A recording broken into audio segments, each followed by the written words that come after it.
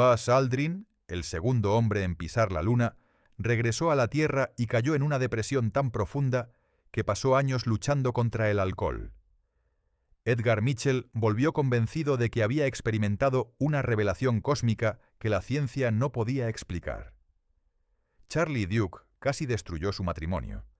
Alan Bean dejó la NASA para pintar obsesivamente la Luna una y otra vez, como si intentara procesar algo que su mente no podía comprender completamente. Estos no son casos aislados. Casi todos los astronautas del Apolo regresaron psicológicamente marcados de maneras que nadie anticipó. ¿Qué vieron allá arriba? ¿Qué experimentaron en ese vacío absoluto que cambió algo en lo más profundo de su ser? Hoy exploraremos el lado oscuro del mayor logro de la humanidad. Si este tipo de historias profundas te interesan, suscríbete para más contenido revelador. El 20 de julio de 1969, Neil Armstrong descendió por la escalera del módulo lunar Eagle y pronunció las palabras que definirían una era. Un pequeño paso para el hombre, un gran salto para la humanidad. Momentos después, Buzz Aldrin se unió a él en la superficie lunar. Durante 2 horas y media, estos dos hombres caminaron sobre otro mundo, recolectaron rocas, plantaron una bandera y realizaron experimentos científicos. Cuando regresaron a la Tierra, fueron recibidos como héroes conquistadores. Pero lo que nadie sabía en ese momento era que este triunfo monumental marcaría el comienzo de décadas de lucha personal para muchos de estos hombres. La pregunta que deberíamos hacernos no es solo qué lograron en la Luna, sino qué perdieron en el proceso. Empecemos con Buzz Aldrin, porque su historia es quizás la más conocida y la más dolorosamente honesta. Aldrin era un hombre brillante, un doctor en astronáutica del MIT, un veterano de guerra condecorado, un piloto excepcional. Tenía todo lo necesario para ser un héroe perfecto. Y durante un tiempo lo fue. Desfiles, discursos, encuentros con líderes mundiales, la portada de todas las revistas. Era adorado por millones. Pero en privado algo estaba profundamente mal. Aldrin comenzó a sentir un vacío creciente. Había alcanzado la cima absoluta de lo que un ser humano podía lograr. Había caminado en la Luna. ¿Qué podía venir después? ¿Qué desafío, qué logro, qué experiencia podría jamás compararse con eso? Esta pregunta lo atormentó. Se retiró de la NASA en 1971, apenas 2 años después de su misión lunar. Intentó varios trabajos, pero nada parecía tener sentido. La depresión se instaló como una sombra oscura. Comenzó a beber, primero socialmente, luego compulsivamente. Su primer matrimonio se derrumbó, luego el segundo. Pasó por hospitalizaciones psiquiátricas. Hubo momentos en los que consideró el suicidio. En sus memorias, escritas décadas después, Aldrin describe este período con una honestidad brutal. Habla de despertarse sin saber dónde estaba, de días perdidos en brumas alcohólicas, de la sensación de ser un fraude viviendo de una gloria pasada que se sentía cada vez más irreal. «Caminé en la Luna», escribió, «pero no podía encontrar el camino de regreso a la vida normal». Lo que hace que la historia de Aldrin sea tan significativa no es solo su lucha personal, sino su disposición eventual a hablar abiertamente sobre ella. Durante años, los astronautas se esperaba que fueran iconos inmaculados, símbolos de perfección americana, héroes sin defectos. Admitir debilidad, problema mental, adicción, todo eso era impensable. Pero Aldrin rompió ese silencio. Y al hacerlo, reveló que no estaba solo. Edgar Mitchell, el 6º hombre en caminar sobre la Luna durante la misión Apolo 14, en 1971, tuvo una experiencia completamente diferente, pero igualmente transformadora. Mitchell era un científico riguroso, un hombre de hechos y evidencia. Pero durante el viaje de regreso de la Luna, mientras miraba la Tierra a través de la ventana de la cápsula, experimentó lo que solo puede describirse como una revelación mística. Describió una sensación abrumadora de interconexión, una comprensión visceral de que todo en el universo está fundamentalmente unido. No era algo que pensara intelectualmente. era algo que sentía en cada célula de su cuerpo. Las fronteras entre él mismo y el cosmos parecían disolverse. El tiempo parecía expandirse y contraerse simultáneamente. Era, en sus propias palabras, como ver directamente la estructura subyacente de la realidad. Cuando Mitchell regresó a la Tierra, ya no podía ver el mundo de la misma manera. Dejó la NASA poco después de su misión y dedicó el resto de su vida a estudiar fenómenos de conciencia, percepción extrasensorial y lo que él llamaba la ciencia de la interconexión. Fundó el Instituto de Ciencias Noéticas, una organización dedicada a explorar las intersecciones entre ciencia y experiencia humana subjetiva. Muchos de sus colegas científicos lo consideraban excéntrico en el mejor de los casos, delirante en el peor. Pero Mitchell nunca vaciló. Insistía en que lo que había experimentado era tan real como las rocas lunares que había traído de vuelta. Pasó 40 años intentando encontrar un marco científico para algo que desafiaba la ciencia convencional. Murió en 2016, todavía buscando respuestas. Charlie Duke, el 10º hombre en caminar sobre la Luna durante el Apolo 16 en 1972, enfrentó una crisis diferente. Duke había sido el astronauta más joven en caminar sobre la Luna, apenas 36 años. Era carismático, popular, parecía tener todo: una carrera exitosa, una familia hermosa, fama mundial. Pero después de regresar, su matrimonio comenzó a desintegrarse. Su esposa, Dottie, más tarde revelaría que Charlie se había vuelto emocionalmente distante, obsesionado con su propia gloria, incapaz de conectar genuinamente con su familia. Estaba físicamente presente, pero mentalmente ausente, como si una parte de él todavía estuviera en la Luna. La crisis llegó a su punto máximo cuando Dottie le dijo que quería el divorcio. Duke se encontró enfrentando la posibilidad de perder lo que realmente importaba, mientras se aferraba a una gloria que se desvanecía. En su búsqueda desesperada de significado, Duke se volvió hacia la religión, convirtiéndose en cristiano evangélico. Dejó la NASA, se dedicó al ministerio y pasó décadas trabajando en su matrimonio. Duke ahora habla abiertamente sobre cómo la fama y el logro casi destruyeron su vida. Describe cómo el ego inflado por ser un héroe lunar lo había cegado a lo que realmente importaba. Su historia es de redención personal, pero también un recordatorio inquietante de cómo incluso los logros más grandes pueden tener costos psicológicos devastadores. Alan Bean, el 4º hombre en caminar sobre la Luna durante el Apolo 12 en 1969, tomó un camino completamente diferente para procesar su experiencia. Después de retirarse de la NASA en 1981, Bean hizo algo extraordinario. Se convirtió en artista, dedicándose exclusivamente a pintar la Luna. No pintaba paisajes terrestres, ni retratos, ni escenas abstractas. Solo pintaba la Luna.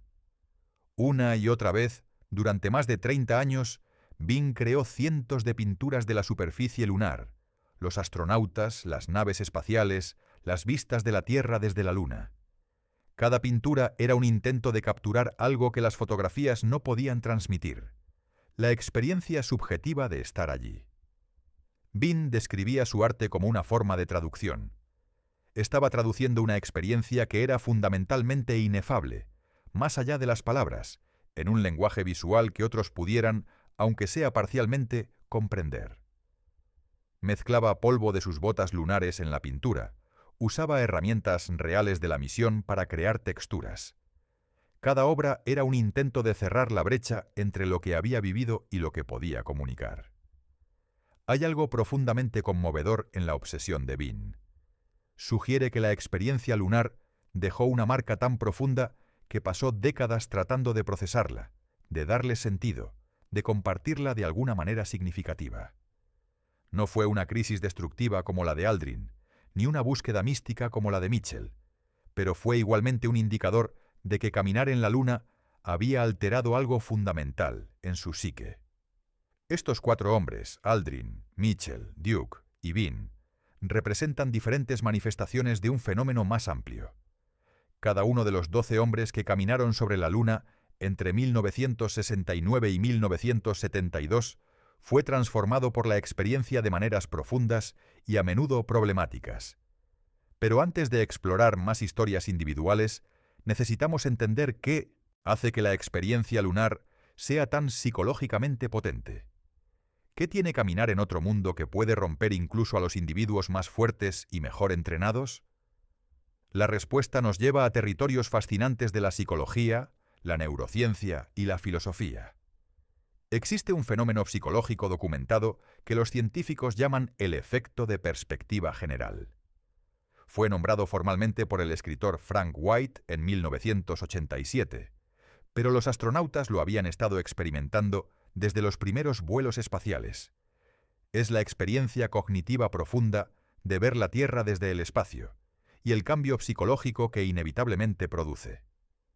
Cuando miras la Tierra desde la órbita baja, a unos 400 kilómetros de altura, como lo hacen los astronautas de la Estación Espacial Internacional, ves un planeta hermoso, con nubes arremolinadas, océanos azules brillantes, continentes claramente definidos.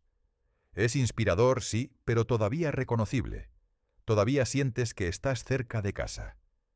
Pero desde la Luna, a 384.000 kilómetros de distancia, la perspectiva cambia radicalmente. La Tierra se convierte en una pequeña esfera frágil suspendida en un vacío negro infinito. Puedes ocultar todo el planeta detrás de tu pulgar. Todos los continentes son visibles simultáneamente. Las fronteras nacionales desaparecen por completo. No hay líneas divisorias, solo una bola de mármol azul y blanco flotando sola en la oscuridad absoluta. Los astronautas del Apolo describen este momento de manera notablemente consistente. Hay un cambio súbito y profundo en la percepción. De repente, todas las divisiones humanas, las guerras, las políticas, las rivalidades nacionales, parecen absurdamente triviales. Ves la Tierra como un sistema único, frágil, precioso. Ves toda la biosfera, cada ser humano que ha existido, cada civilización, cada historia, todo contenido en ese pequeño punto vulnerable.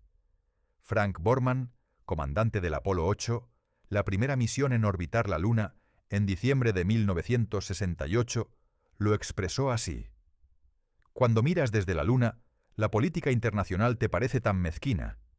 Quieres agarrar a un político por el cuello, arrastrarlo 250.000 de millas y decirle: «Mira eso, hijo de perra». Esta no es solo una apreciación estética de la belleza de la Tierra, es una transformación cognitiva fundamental. Los psicólogos que han estudiado el efecto de perspectiva general identifican varios componentes clave. Primero, hay un sentido abrumador de admiración y asombro. Segundo, una comprensión visceral de la interconexión de toda la vida. Tercero, un sentido renovado de responsabilidad hacia el planeta. Y cuarto, y esto es crucial, un cambio permanente en el sistema de valores personales. Los astronautas informan que después de experimentar esta perspectiva, las cosas que antes parecían importantes, el dinero, el estatus, las posesiones materiales, de repente parecen vacías. Lo que importa se vuelve mucho más fundamental. Las relaciones, el significado, el legado, la conexión con algo más grande que uno mismo. Ahora imagina experimentar esto y luego regresar a un mundo que no ha cambiado en absoluto.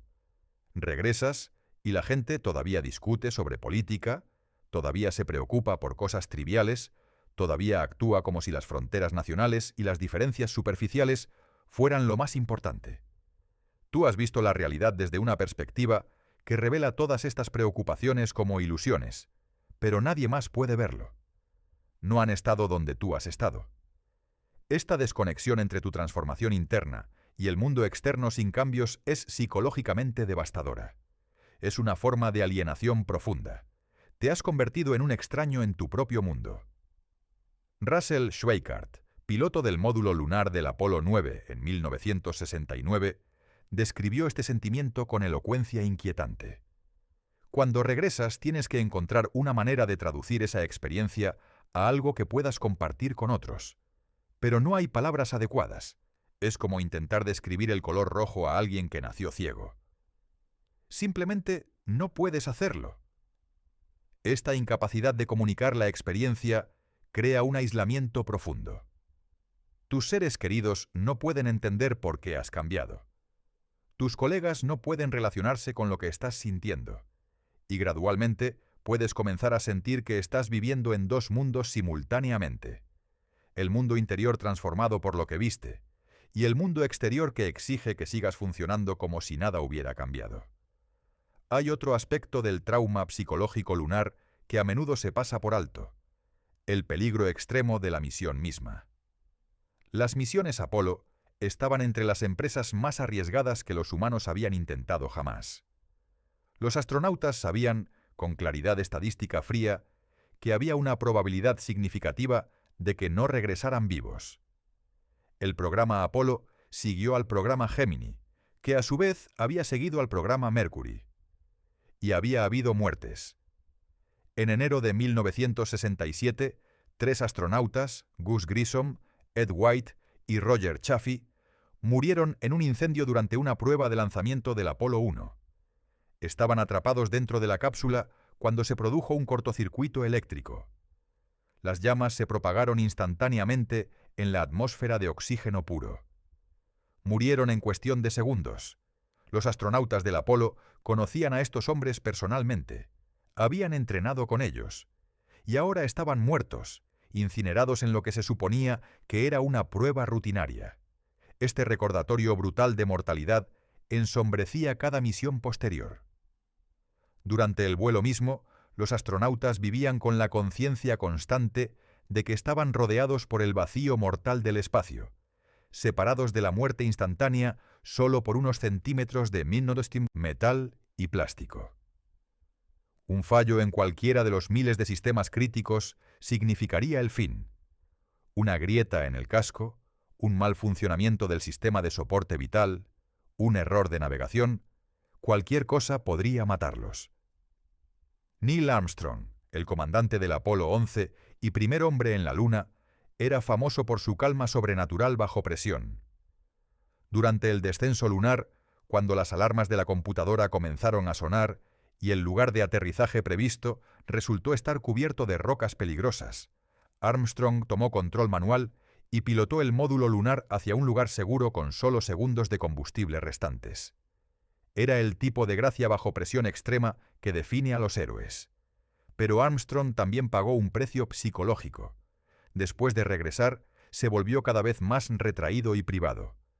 Rechazó la mayoría de las entrevistas, evitaba los reflectores, enseñó ingeniería en la Universidad de Cincinnati durante varios años, luego se retiró a su granja en Ohio, viviendo una vida casi de ermitaño. Cuando se le preguntaba sobre la Luna, sus respuestas eran técnicas, desprovistas de emoción. Raramente hablaba sobre lo que significaba para él personalmente. Algunos interpretaron esto como modestia o privacidad, pero quienes lo conocían mejor sugerían que Armstrong estaba lidiando con algo más profundo, una carga emocional que no podía o no quería compartir públicamente. En 2012, Armstrong murió de complicaciones después de una cirugía cardíaca. Tenía 82 años. Su familia publicó una declaración que incluía esta línea notable: la próxima vez que camines bajo una noche clara y veas la luna sonriéndote, piensa en Neil Armstrong y guíñale un ojo. Es una imagen hermosa, pero también melancólica. Incluso en la muerte, Armstrong estaba siendo devuelto simbólicamente al único lugar donde, quizás, realmente se sintió en casa. Michael Collins, el piloto del módulo de comando del Apolo 11, tuvo una experiencia diferente, pero igualmente inquietante. Mientras Armstrong y Aldrin caminaban sobre la Luna, Collins orbitaba solo por encima, dando vueltas al lado oculto donde ninguna señal de radio podía alcanzarlo. Durante esos periodos estaba más aislado de toda la humanidad que cualquier ser humano había estado jamás. Collins describió la experiencia como fundamentalmente solitaria. Cuando estaba en el lado oculto, no podía ver la Tierra, no podía ver la Luna donde estaban sus compañeros, no podía comunicarse con nadie. Estaba completamente solo en el vacío negro del espacio. Soy el único, solo, realmente solo. escribió en su diario de misión. Después de la misión, Collins se retiró de la NASA casi inmediatamente. Trabajó brevemente como subsecretario de Estado para Asuntos Públicos, luego como director del Museo Nacional del Aire y el Espacio. Pero nunca volvió al espacio, a pesar de las oportunidades. En entrevistas posteriores hablaba sobre la experiencia lunar con una mezcla de orgullo y algo parecido al alivio de que había terminado. Hay un patrón emergente aquí. Los astronautas que fueron a la Luna experimentaron algo tan profundo, tan transformador, tan fundamentalmente desestabilizador, que muchos nunca se recuperaron completamente. No se trataba de debilidad de carácter.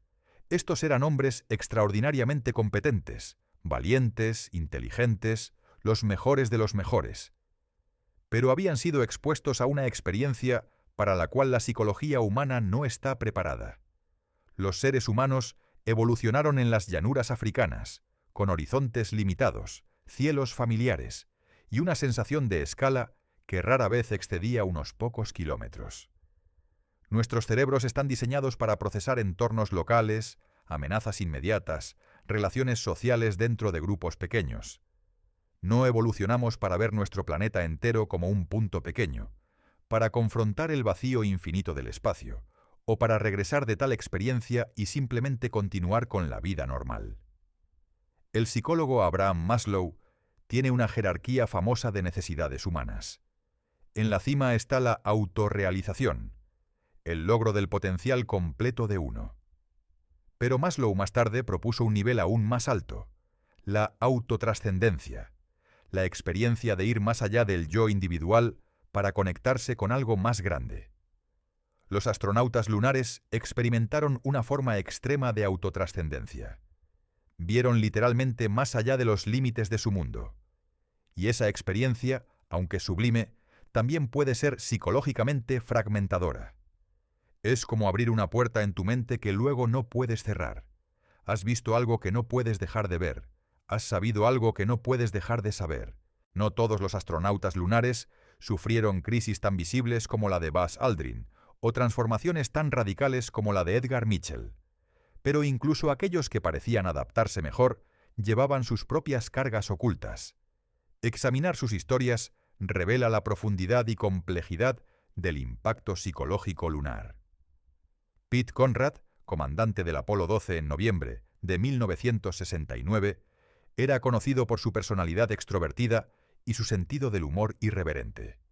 Cuando pisó la Luna, sus primeras palabras fueron: «Hombre, eso puede haber sido un pequeño paso para Neil, pero es un gran paso para mí».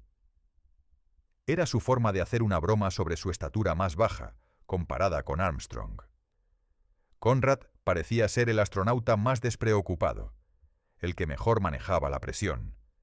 Pero incluso Conrad admitió en entrevistas posteriores que regresar a la vida normal había sido increíblemente difícil. Dejó la NASA en 1973 para trabajar en el sector privado, pero pasó años buscando algo que le diera la misma sensación de propósito y emoción que había tenido en el programa espacial. Nada se comparaba. Eventualmente encontró satisfacción en la consultoría aeroespacial y en establecer récords de velocidad, pero siempre había una sensación de que estaba persiguiendo ecos de una gloria pasada.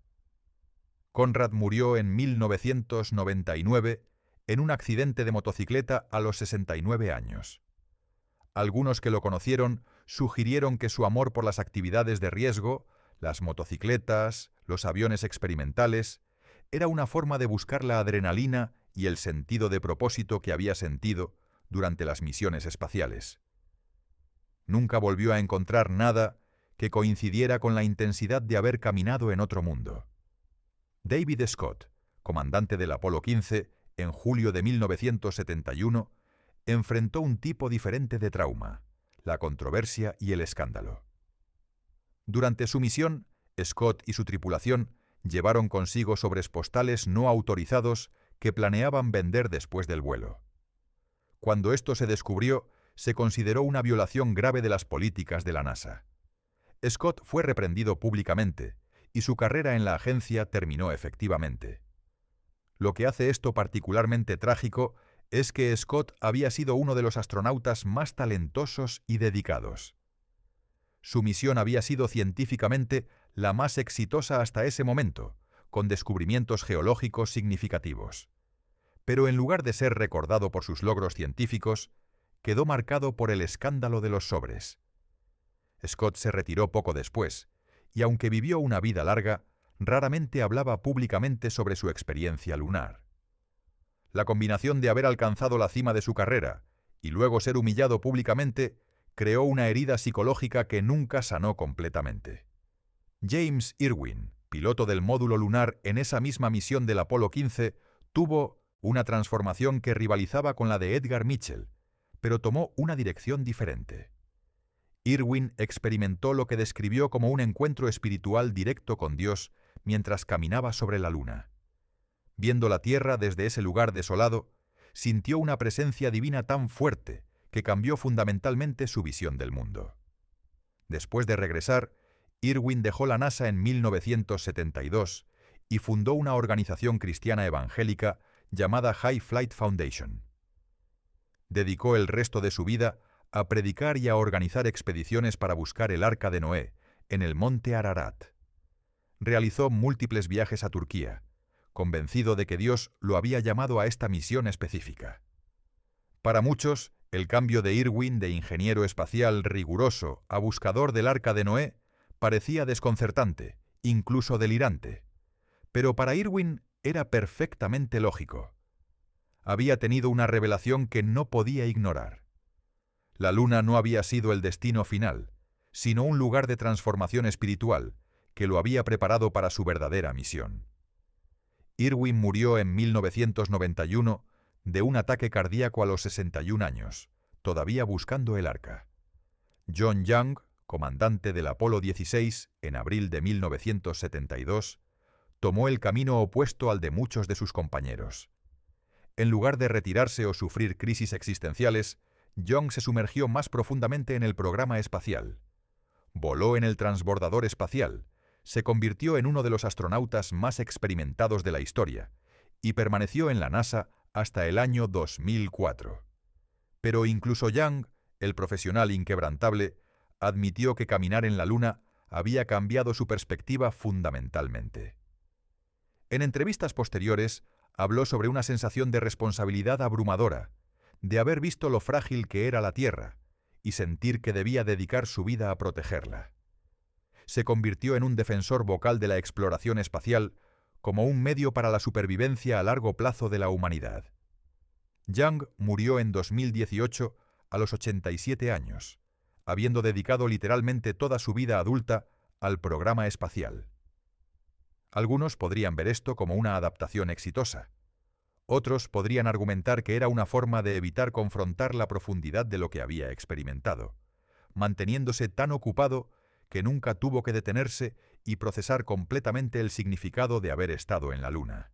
Gene Cernan, comandante del Apolo 17 en diciembre de 1972, fue el último hombre en caminar sobre la Luna. Antes de volver a entrar en el módulo lunar por última vez, Cernan miró el paisaje desolado y dijo: «Nos vamos como vinimos, y si Dios quiere, como volveremos, con paz y esperanza para toda la humanidad». Luego trazó las iniciales de su hija en el polvo lunar, un gesto profundamente personal en uno de los momentos más públicos de la historia. Cernan pasó el resto de su vida lidiando con el peso de ser el último hombre. Cada aniversario, cada entrevista, cada aparición pública, se le recordaba que él había cerrado un capítulo de la historia humana. Y a medida que pasaban los años y ninguna misión lunar posterior se materializaba, esa carga se volvió más pesada. Había pensado que sería uno de muchos, pero en cambio se convirtió en el final. En sus memorias, Cernan escribió: «Vine de la Luna con el alma de un poeta». Pero también admitió que regresar a la vida ordinaria había sido como ser expulsado del jardín del Edén. Había experimentado algo sublime, y luego le habían arrebatado, no solo para él personalmente, sino para toda la humanidad. La Luna quedó fuera de alcance durante décadas, y Cernan llevó ese peso hasta su muerte en 2017 a los 82 años. Ahora bien, es importante señalar que no todos los astronautas lunares tuvieron resultados negativos. Algunos, como Harrison Schmitt, el único científico profesional en caminar sobre la Luna durante el Apolo 17, hicieron la transición a carreras exitosas después de la NASA. Schmitt se convirtió en senador de Nuevo México, trabajó en el sector privado y continuó siendo un defensor de la exploración espacial. En apariencia, manejó la transición bien. Pero incluso Schmitt, en entrevistas, ha hablado sobre la dificultad de regresar a la política terrestre después de haber visto la Tierra desde la Luna.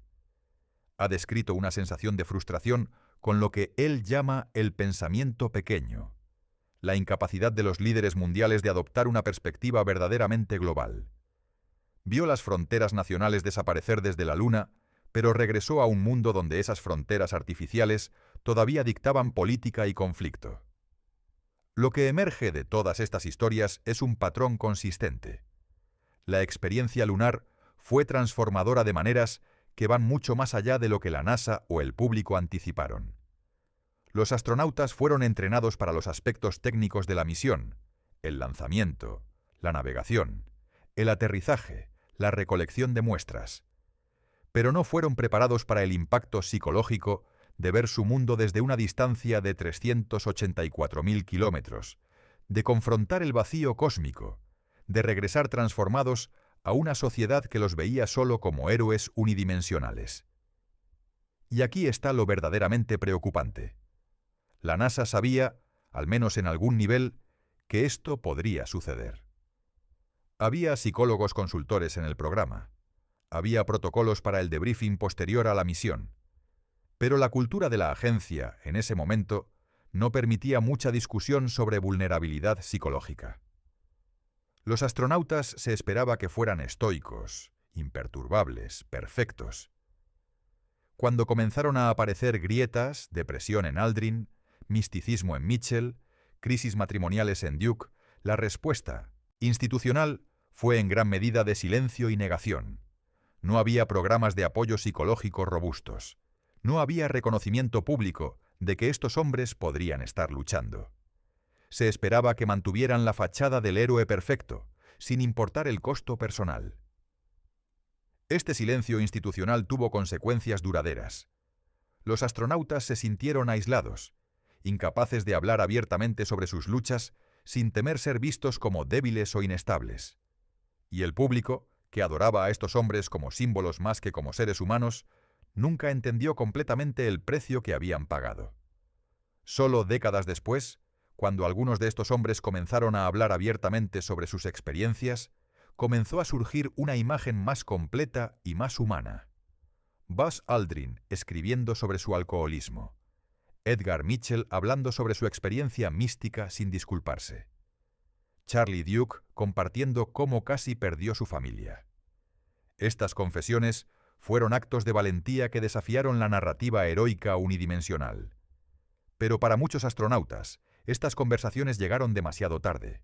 Habían pasado años o décadas luchando en silencio, creyendo que debían mantener la imagen del héroe perfecto. El costo de esa actuación fue inmenso. La historia de los astronautas del Apolo no es solo una narrativa histórica fascinante. Es también una advertencia y una guía para el futuro de la exploración espacial. A medida que la humanidad se prepara para regresar a la Luna y eventualmente viajar a Marte, las lecciones psicológicas del programa Apolo son más relevantes que nunca. Primero, necesitamos reconocer que la exploración espacial no es solo un desafío técnico, es también, quizás principalmente, un desafío psicológico. Puedes construir el cohete más avanzado, los sistemas de soporte vital más confiables, los trajes espaciales más sofisticados. Pero si no preparas a los astronautas para el impacto mental y emocional de dejar su mundo, estás preparándolos para el fracaso.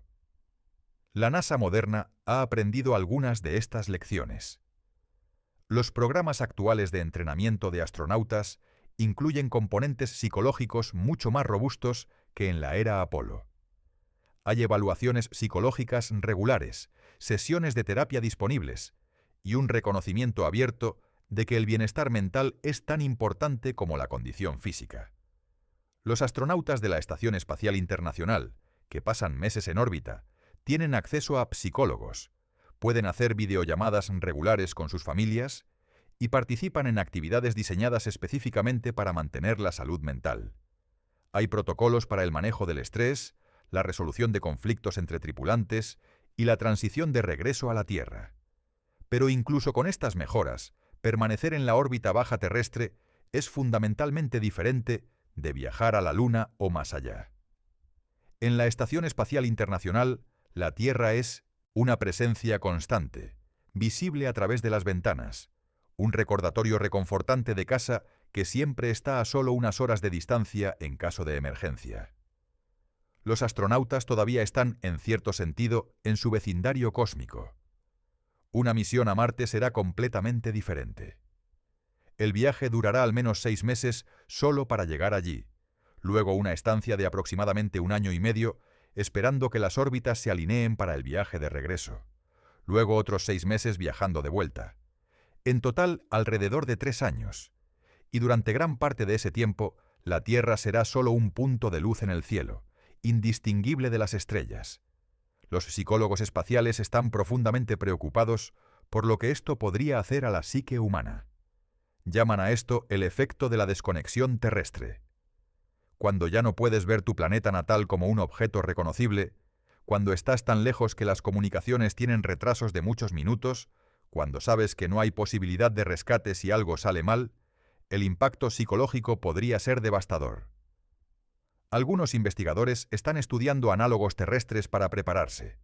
Hay bases de investigación en la Antártida, donde los científicos pasan meses en aislamiento extremo. Hay experimentos de simulación como Mars 500, donde voluntarios pasaron 520 días encerrados en un módulo simulando un viaje a Marte. Estos estudios han revelado patrones preocupantes: depresión, conflictos interpersonales, deterioro cognitivo y, en algunos casos, crisis psicológicas graves. Y esos son solo simulaciones en la Tierra. Añade el peligro real del espacio profundo, la exposición a la radiación cósmica, la gravedad reducida, el confinamiento extremo en un espacio pequeño con las mismas pocas personas durante años, y el cóctel psicológico se vuelve potencialmente explosivo. Algunos expertos han sugerido que necesitamos repensar fundamentalmente quién enviamos al espacio. La selección tradicional de astronautas ha favorecido a pilotos militares, tipos A competitivos, personas acostumbradas a operar bajo presión extrema y seguir protocolos estrictos. Estos rasgos fueron perfectos para las misiones cortas y altamente estructuradas de la era Apolo. Pero para misiones de larga duración, especialmente a destinos distantes como Marte, podríamos necesitar un perfil psicológico diferente. Quizás personas más contemplativas, más cómodas con la soledad, más adaptables psicológicamente. Algunos han sugerido que deberíamos buscar monjes budistas o meditadores experimentados, personas que han entrenado sus mentes para permanecer tranquilas y centradas incluso en circunstancias extremas. Hay también discusiones sobre si deberíamos enviar familias en lugar de solo individuos. La teoría es que tener a tu pareja y posiblemente hijos contigo podría proporcionar estabilidad emocional y un sentido de normalidad. Pero esto también introduce complejidades. ¿Qué pasa si hay una crisis médica con un niño? ¿Qué pasa con las dinámicas interpersonales en un espacio tan confinado? ¿Es ético exponer a niños a los peligros del espacio profundo? Otra área de investigación fascinante es el uso de la realidad virtual. Algunos proponen que los astronautas en misiones de larga duración podrían usar realidad virtual para visitar la Tierra, caminar por bosques virtuales, nadar en océanos simulados, experimentar la naturaleza de maneras que serían imposibles en una nave espacial o en la superficie marciana. La idea es que esto podría ayudar a prevenir la desconexión psicológica total del planeta natal. Pero hay límites a lo que la tecnología puede hacer. En última instancia, estamos confrontando algo fundamental sobre la condición humana. Somos criaturas de la Tierra. Nuestros cerebros, nuestros cuerpos, nuestra psicología, todo evolucionó en este planeta específico, bajo esta gravedad específica, con estos ciclos de luz, esta atmósfera, este ecosistema. Cuando nos alejamos demasiado de esas condiciones, comenzamos a experimentar lo que podríamos llamar nostalgia cósmica, un anhelo profundo por el mundo que nos formó. Los astronautas del Apolo experimentaron esto en una forma aguda, porque su viaje fue breve pero intenso. Vieron la Tierra desde lejos, experimentaron su ausencia visceralmente, y luego regresaron. Pero llevaron consigo ese anhelo, esa sensación de haber sido temporalmente desplazados de su hogar natural. Para los futuros exploradores marcianos, este anhelo podría ser aún más profundo y más problemático. Pasarán años lejos de la Tierra. Para cuando regresen, si regresan, habrán cambiado de maneras fundamentales. Sus hijos habrán crecido sin ellos, el mundo habrá seguido adelante, y ellos habrán pasado tanto tiempo lejos que reintegrarse podría ser casi imposible. Algunos visionarios espaciales argumentan que la solución es no regresar en absoluto, que deberíamos enviar colonos permanentes, personas dispuestas a hacer de Marte su nuevo hogar para siempre.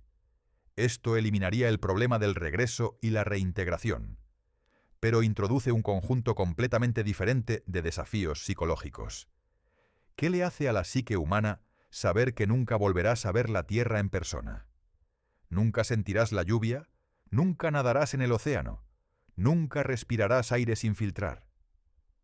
Los colonos marcianos vivirían bajo cúpulas o en hábitats subterráneos, respirando aire reciclado, comiendo alimentos cultivados en invernaderos, viendo el cielo marciano de color durazno en lugar del azul terrestre. Sería una existencia alienígena en el sentido más literal. Los psicólogos que estudian esto han identificado lo que llaman nostalgia anticipatoria. El dolor de saber de antemano que estás perdiendo algo para siempre.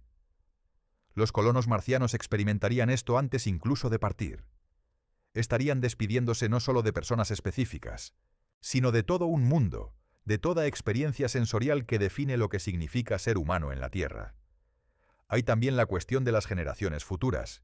Si tenemos colonias permanentes en Marte, habrá niños que nazcan allí, que nunca conocerán la Tierra excepto a través de videos y historias. Para ellos, Marte será el hogar, y la Tierra será el lugar alienígena. ¿Cómo afectará esto su desarrollo psicológico? ¿Qué significa ser humano cuando has nacido en otro planeta? Algunos teóricos sugieren que, eventualmente, podríamos ver una divergencia psicológica entre los humanos terrestres y los marcianos. No solo diferencias culturales, sino diferencias cognitivas y emocionales fundamentales, moldeadas por entornos radicalmente diferentes. Los marcianos podrían desarrollar una relación completamente diferente con conceptos como el espacio, el tiempo, el hogar, la naturaleza.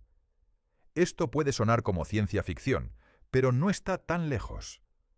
Múltiples agencias espaciales y compañías privadas están trabajando activamente hacia misiones tripuladas a Marte en las próximas décadas. La NASA apunta a la década de 2030. SpaceX es incluso más ambiciosa. China tiene sus propios planes. Es muy posible que dentro de la vida de muchas personas vivas hoy, veremos a los primeros humanos pisar Marte. Y cuando lo hagan, llevarán consigo todas las lecciones, advertencias y preguntas no respondidas del programa Apolo. La diferencia es que mientras las misiones Apolo fueron breves, las misiones a Marte serán años. Mientras que los astronautas del Apolo siempre pudieron ver la Tierra, los astronautas marcianos la verán desvanecerse hasta convertirse en una estrella.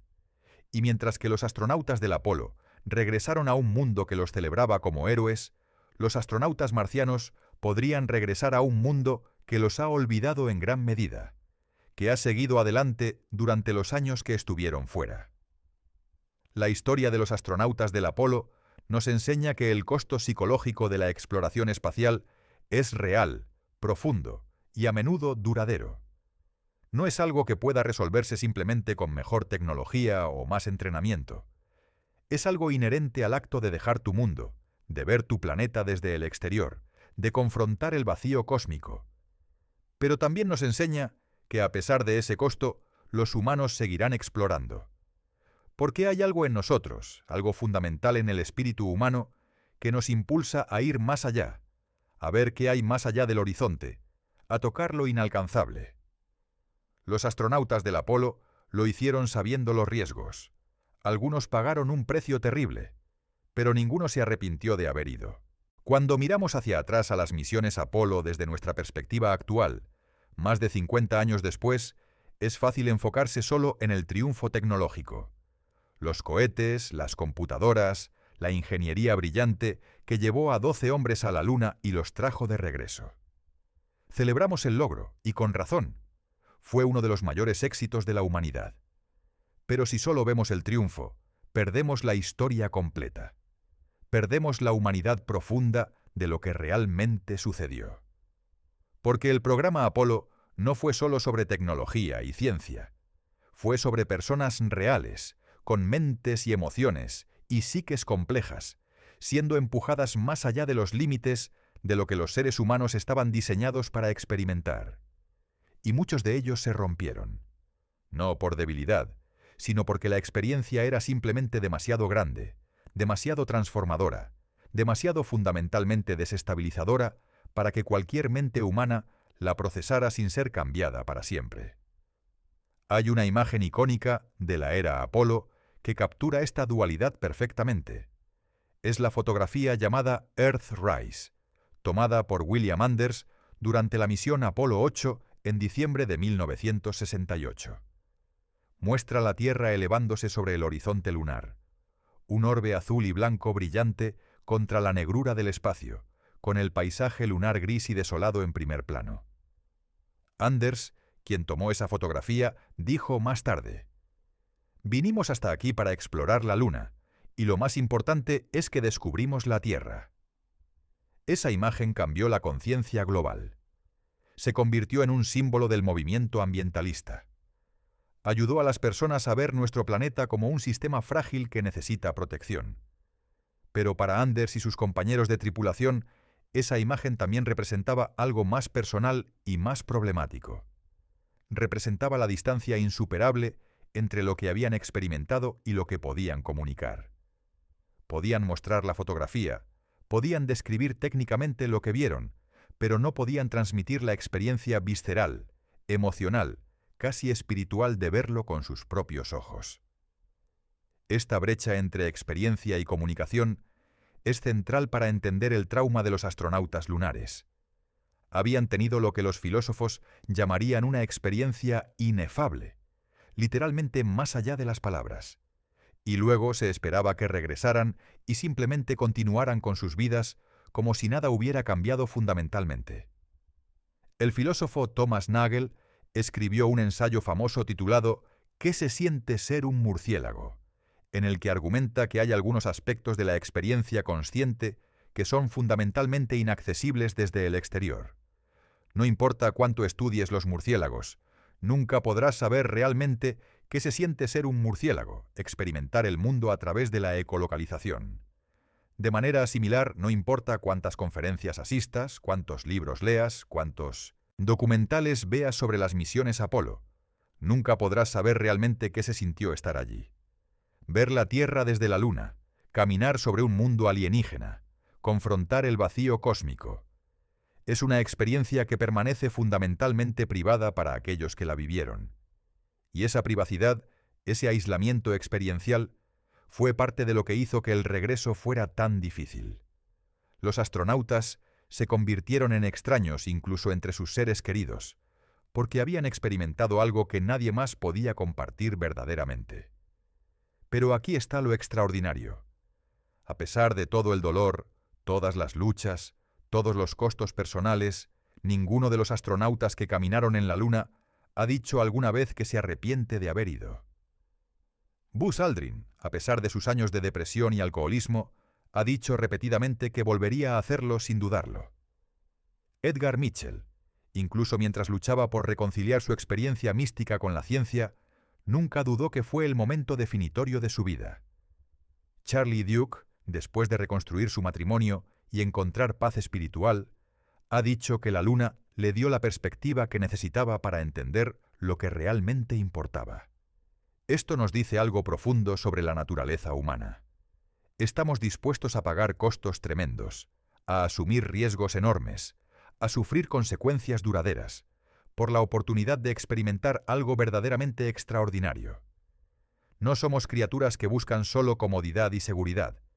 Buscamos significado, trascendencia, conexión con algo más grande que nosotros mismos.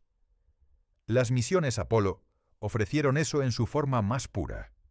Ofrecieron la oportunidad de tocar otro mundo, de ver nuestro planeta desde el exterior, de participar en algo que trascendía las vidas individuales y se convertía en parte de la historia humana. Y para los 12 hombres que caminaron en la Luna, ese momento de trascendencia valió todos los años de lucha que siguieron. Hay una lección aquí para todos nosotros, incluso para aquellos que nunca saldremos de la Tierra. La lección es que las experiencias más profundas, las más transformadoras, a menudo vienen con costos. Cambiar fundamentalmente, crecer, trascender tus límites anteriores, todo esto requiere atravesar territorio desconocido que puede ser psicológicamente desafiante. Los astronautas del Apolo no son solo héroes de la exploración espacial, son también guías inadvertidos para cualquiera que busca empujar los límites de la experiencia humana. Nos muestran que es posible sobrevivir a la transformación profunda, incluso cuando es dolorosa. Nos muestran que hay vida del otro lado del trauma, aunque esa vida pueda verse diferente de lo que esperabas. Y nos recuerdan que somos más que solo nuestras luchas. Sí, muchos astronautas lunares sufrieron depresión, adicción, crisis existenciales, pero también vivieron vidas llenas de significado. Buzz Aldrin se convirtió en un defensor de la exploración espacial y la salud mental. Edgar Mitchell expandió los límites de cómo pensamos sobre la conciencia. Charlie Duke encontró una fe profunda que transformó su vida. Alan Bean creó arte hermoso que capturó la maravilla de la experiencia lunar. Estas no son historias de víctimas. Son historias de seres humanos complejos, navegando consecuencias no anticipadas de logros extraordinarios. Son historias de resiliencia, adaptación y la búsqueda continua de significado, incluso cuando los marcos de referencia anteriores se han derrumbado. Cuando pensamos en el futuro de la exploración espacial, cuando imaginamos misiones a Marte y más allá, debemos llevar estas historias con nosotros, no como advertencias para detenernos, sino como recordatorios de prepararnos mejor, de reconocer el costo humano, de proporcionar apoyo, de entender que los exploradores que enviamos enfrentarán desafíos que van mucho más allá de la ingeniería y la física. Y también debemos recordar que estos desafíos son parte de lo que hace que la exploración espacial sea profundamente humana. No somos robots enviando máquinas al espacio.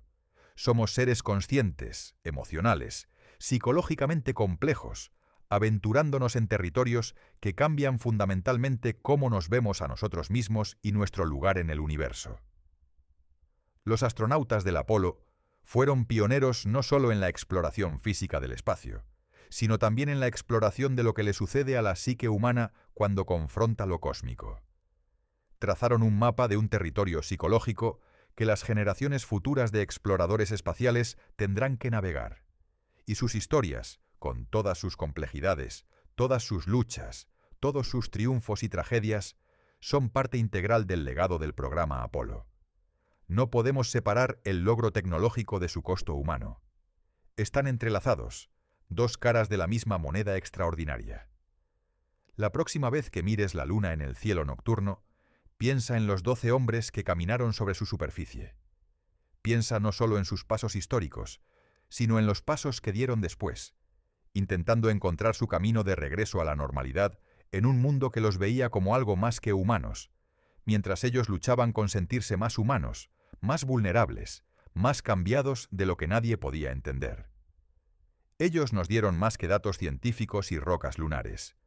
Nos dieron una comprensión más profunda de lo que significa ser humano en un universo vasto.